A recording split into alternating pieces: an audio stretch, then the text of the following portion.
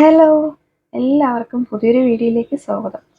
ഇന്ന് നമ്മൾക്ക് മുള്ളങ്കി കൊണ്ടൊരു സാമ്പാർ ഉണ്ടാക്കാം. പലർക്കും ഇഷ്ടമില്ലാത്തൊരു വെജിറ്റബിൾ ആണ് ഈ മുള്ളങ്കി. ആ മുള്ളങ്കിയുടെ ആ സ്മെല്ല് തന്നെയാണ് കാരണം. നമുക്ക് ആ സ്മെല്ലൊന്നും ഇല്ലാതെ തന്നെ നമുക്ക് മുള്ളങ്കി സാമ്പാർ ഉണ്ടാക്കാം. തേങ്ങയും സാമ്പാർ പൊടിയൊന്നും ഇല്ലാതെ തന്നെ നമുക്ക് മുള്ളങ്കി സാമ്പാർ ഉണ്ടാക്കിയെടുക്കാം. ഇതുവരെ മുള്ളങ്കി കഴിക്കാത്തവരുണ്ടെങ്കിൽ ഇതുപോലെ ഒന്ന് കറി വെച്ച് നോക്കൂട്ടോ. തീർച്ചയായും നിങ്ങൾക്ക് ഇഷ്ടമാവും. നമുക്ക് ഉണ്ടാക്കിയെടുക്കാം കേട്ടോ. ഞാനിവിടെ 1/2 ഗ്ലാസ് പരിപ്പ് എടുത്തിട്ടുണ്ട്. പരിപ്പ് നന്നായിട്ട് കഴുകിയെടുത്തതിന് ശേഷം കുക്കറിലേക്ക് മാറ്റാം. ഇനി ഇതിലേക്ക് ഒരു തക്കാളി 2 പീസായിട്ട് കട്ട് ചെയ്ത് അങ്ങനെ ചേർത്ത് കൊടുക്കാം. ചെറുതായി കട്ട് ചെയ്യേണ്ട ആവശ്യമില്ല. കുക്കർ അടച്ചു വെച്ച് നമുക്ക് പരിപ്പ് നന്നായിട്ട് വേവിച്ചെടുക്കാം. നന്നായി ഉടഞ്ഞു വരണം. ഇനി വേണ്ടത് ഒരു നെല്ലിക്ക വലുപ്പത്തിലുള്ള പുളിയാണ്. അപ്പോൾ അത് വെള്ളത്തിലിട്ട് വെച്ചിട്ടുണ്ട്.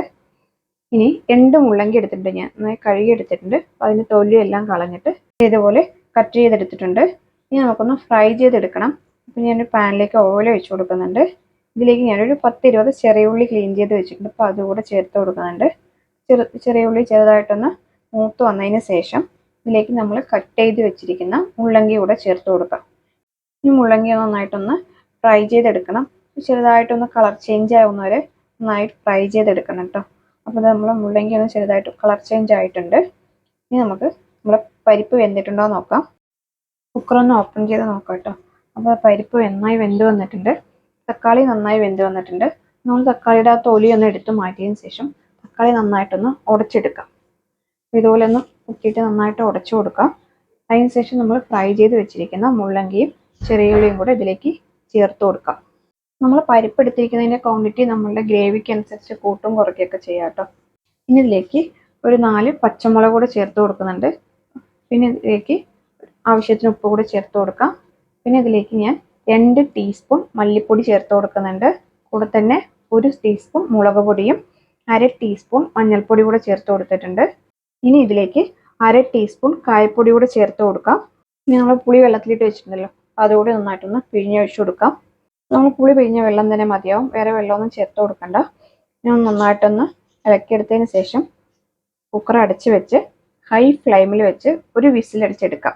ഒരു വിസിൽ വന്നതിന് ശേഷം പ്രഷർ കളഞ്ഞിട്ട് കുക്കർ ഓപ്പൺ ചെയ്ത് നോക്കാം. ഒരുപാട് സമയം വെച്ച് കഴിഞ്ഞാൽ ചിലപ്പോൾ മുള്ളങ്ങി നന്നായി വെന്ത് പോകും. അപ്പോൾ നമ്മൾ മുള്ളങ്ങി വെന്ത് വന്നിട്ടുണ്ട്.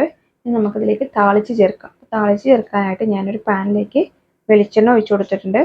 ചൂടായതിന് ശേഷം ഇതിലേക്ക് കടുകും കുറച്ച് വറ്റൽമുളക് കൂടെ ചേർത്ത് കൊടുക്കാം. പിന്നെ ഇതിലേക്ക് കുറച്ച് കറിവേപ്പില കൂടെ ചേർത്ത് കൊടുത്തതിന് ശേഷം ഫ്ലെയിം ഓഫ് ചെയ്യാം. ഫ്ലെയിം ഓഫ് ചെയ്തതിന് ശേഷം ഒരു 1/2 ടീസ്പൂൺ മുളക് പൊടിയും ഒരു 3/4 ടീസ്പൂൺ മല്ലിപ്പൊടി കൂടെ ചേർത്ത് കൊടുക്കുന്നുണ്ട്. പിന്നെ ഇതിലേക്ക് 1/4 ടീസ്പൂൺ ഉലുവപ്പൊടിയും 1/4 ടീസ്പൂൺ കായപ്പൊടി കൂടെ ചേർത്ത് കൊടുക്കാം. നന്നായിട്ടൊന്ന് എണ്ണയിലിട്ടൊന്ന് ഇളക്കിയെടുക്കാം. ഫ്ലെയിം ഓൺ ചെയ്യേണ്ട ആവശ്യമില്ല. ആ ചൂട് എണ്ണയിൽ തന്നെ ഇതൊന്ന് മൂത്ത് വരും. അപ്പോൾ ഇത് നന്നായിട്ട് മൂത്ത് വന്നതിന് ശേഷം നമുക്ക് നമ്മുടെ കറിയിലേക്ക് ചേർത്ത് കൊടുക്കാം. നമ്മൾ സാമ്പാറിലേക്ക് ചേർത്ത് കൊടുക്കാം. നമ്മുടെ ഇത്രയേ ഉള്ളൂ നമ്മുടെ മുള്ളങ്കി സാമ്പാർ. നല്ല മണം വരുന്നുണ്ട് സാമ്പാറിൻ്റെ. അപ്പം ഇങ്ങനെ കറി വെച്ച് കഴിഞ്ഞാൽ നമുക്ക് ആ മുള്ളങ്കിയുടെ ഒരു മണം കിട്ടില്ല കേട്ടോ. നല്ല ടേസ്റ്റും ഉണ്ടാവും.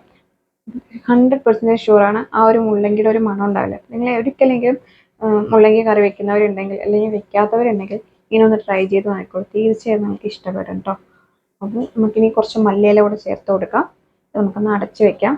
നമുക്ക് നല്ല കൊഴുപ്പോട് കൂടിയ നമ്മളുടെ മുള്ളങ്കി സാമ്പാർ ഇവിടെ റെഡിയാണ്. ഒരിക്കലെങ്കിലും മുള്ളങ്കി ഇങ്ങനെ ഒന്ന് കറി വെച്ച് നോക്കൂ കേട്ടോ. അപ്പോൾ തീർച്ചയായും നമുക്ക് ഇഷ്ടമാവും. അപ്പോൾ വീഡിയോ ഇഷ്ടമായാൽ ലൈക്ക് ചെയ്യാനും ഷെയർ ചെയ്യാനും മറക്കരുത്. അടുത്തൊരു വീഡിയോ ആയിട്ട് കാണുന്നവരേക്കും ബൈ.